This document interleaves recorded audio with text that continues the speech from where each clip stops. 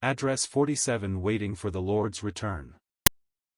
Let your loins be girded about, and your lights burning, and ye yourselves like unto men that wait for their Lord, when he will return from the wedding, that when he cometh and knocketh, they may open unto him immediately. Blessed are those servants, whom the Lord when he cometh shall find watching. Verily I say unto you, that he shall gird himself, and make them to sit down to meat, and will come forth and serve them. And if he shall come in the second watch, or come in the third watch, and find them so, blessed are those servants. And this know, that if the goodman of the house had known what hour the thief would come, he would have watched, and not have suffered his house to be broken through. Be ye therefore ready also, for the Son of Man cometh at an hour when ye think not. For unto whomsoever much is given, of him shall be much required, and to whom men have committed much, of him they will ask the more. For unto whomsoever much is given, of him shall be much required, and to whom men have committed much, of him they will ask the more. Luke 12 verses 35 to 48. Our Lord's Galilean ministry was drawing rapidly to a close. The time was near when he would go to Jerusalem to die. In view of this and his promised return, he urged upon his disciples the importance of loyalty when he should no longer be present with them in person. He was going on to Calvary, there to make an atonement for sin. And in God's due time he will return, not as he came before, by the gate of birth, as a little babe, as a lowly man to be despised, but as King of kings and Lord of lords, to whom every knee shall bow. We read in the Revelation, Behold, he cometh with clouds, and every eye shall see him, and they also which pierced him, and all kindreds of the earth shall wail because of him. It is in view of this great event that he says here, Let your loins be girded about, and your lights burning. It is the loins of the mind, of which he speaks, 1 Peter 1 verse 13, and the girdle is the truth of God, Ephesians 6 verse 14.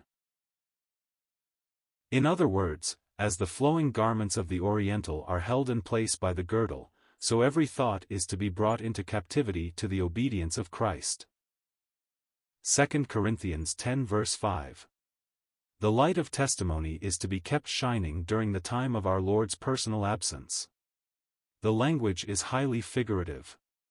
The bridegroom at a wedding ceremony, in the days in which Jesus lived here on earth, would go forth to meet his bride and return with her to his own home. His friends would be properly attired, their loins girded and their lights burning as they went out to meet the bridegroom. Now we were just as much saved when we were born again as we shall be after we have lived for God for 50 or 60 years. I have known God for 50 years, but I am not more saved now than I was 50 years ago.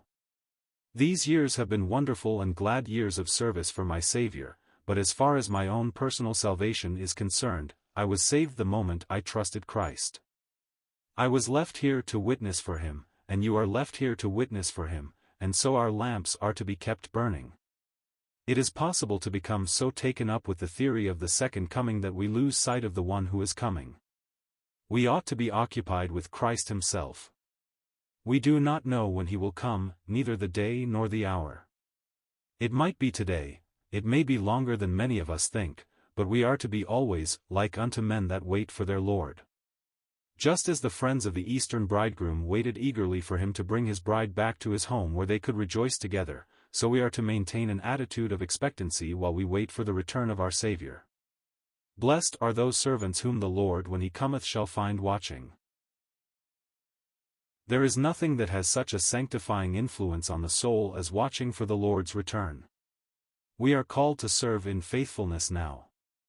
When Christ returns, it will be his delight to minister to those who have endured and suffered for his name's sake during his present session at the Father's right hand. Revelation 6 verse 21. I may be called at any time to meet my Lord, any moment he may come to take me away from this scene. How anxious I should be to see him. If we are watching and waiting, he will make us to sit down together and he will serve us. Is that not wonderful? If we serve him on earth, he says, he is going to serve us over there. It will be his delight to serve us in the place he has prepared for us. The Roman watch was 3 hours long. The night was divided into 4 watches. If the Lord came in the 2nd watch it would still be dark, if he came in the 3rd watch it would be before the morning dawned. Whenever he comes he will find his servants waiting for him. Of such he says, "Blessed are those servants." If a householder knew that a thief was coming at a given time to appropriate his goods, he would be waiting for him. He would not be taken by surprise but would watch and protect his house. Our Lord would have us always on the alert, for we do not know the hour when he will come. To unwatchful ones the Lord's return will be unexpected and even unwelcome, as that of a thief in the night, Revelation 3 verse 3, but it will be far otherwise to those who are instructed out of the Word and are waiting for God's Son from heaven, 1 Thessalonians 5 verse 4. Be ye therefore ready also, for the Son of Man cometh at an hour when ye think not. It is all important to keep this in mind and not attempt to set dates or pretend to know the exact time when the second advent will take place. Jesus has told us, "It is not for you to know the times or the seasons, which the Father hath put in his own power," Acts 1 verse 7. Simon Peter said, "Lord, speakest thou this parable unto us, or even to all?" And the Lord said, "Who then is that faithful and wise steward, whom his Lord shall make ruler over his household, to give them their portion of meat in due season? Blessed is that servant, whom his Lord when he cometh shall find so doing."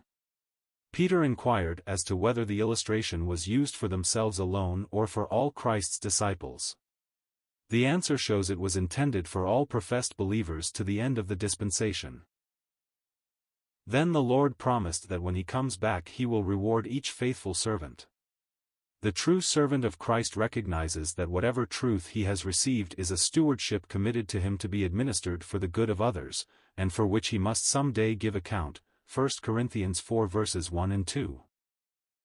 In that day faithfulness will be abundantly rewarded. In verses 43, 44 he pronounces a blessing on the servant whom he will find so doing at his return. There is always the temptation to slothfulness and carelessness when the master is not present, but every employer values that type of service which is as conscientiously performed in his absence as when he is personally supervising it. Such a servant will be promoted to a greater stewardship because of his integrity in a lesser position. The servant who forgets that his master may return most unexpectedly and who behaves tyrannically and unfaithfully because he imagines his faults will never be discovered, is due for a rude awakening. The Lord will come in a day when he is not aware. Remark that it is not exactly the Lord Jesus himself who is here in view. Christ is speaking in a parable. It is the Lord of the wicked and slothful servant who, upon returning, visits condign punishment upon the one who had so misused his position and betrayed his trust. But the lesson is too obvious to need emphasis or explanation. The Lord then tells of the judgment that will be meted out in that day. God will not be unrighteous in dealing with anyone. And that servant, which knew his Lord's will, and prepared not himself, neither did according to his will, shall be beaten with many stripes. That which made his conduct so heinous was that he knew his Lord's will, and prepared not himself. The indignant master will mete out the punishment to suit the offense. But he that knew not, and did commit things worthy of stripes, shall be beaten with few stripes. For unto whomsoever much is given, of him shall be much required, and to whom men have committed much, of him they will ask the more. When one is ignorant of what the master expects he will be dealt with more leniently, although ignorance does not excuse slothfulness. But it is a principle of Scripture that responsibility and privilege go together. Men recognize this in their dealings with one another. So does God himself, who will deal with each case on its merits. When God commits any talent, ability, or knowledge of truth to his servants, it is that they may use all for his glory. During our Lord's present session at the Father's right hand, his disciples are called upon to represent and act for him here on earth.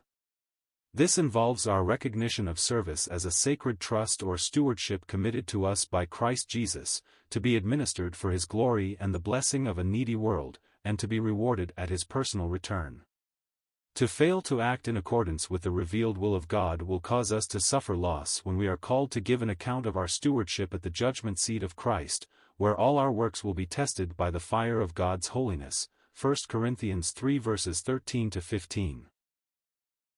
In studying our Lord's parables, we need to bear in mind the fact that each one was given to emphasize some important line of truth. It is often a mistake to try to fit every part of such an illustration into a theological or eschatological mold.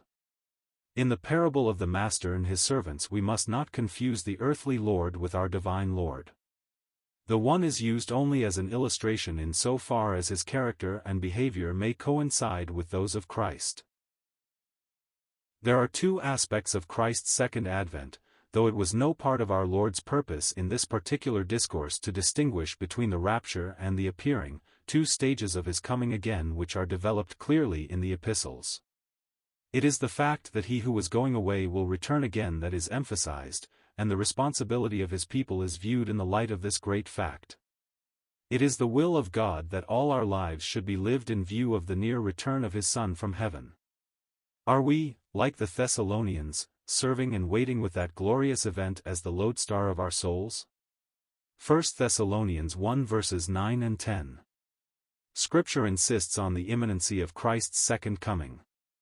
If we are to put a millennium between us and that blessed fulfillment of his promise, how, then, can we watch and wait for his return? It is a poor thing to talk of holding the second coming, if the second coming does not hold us, and mold us, too.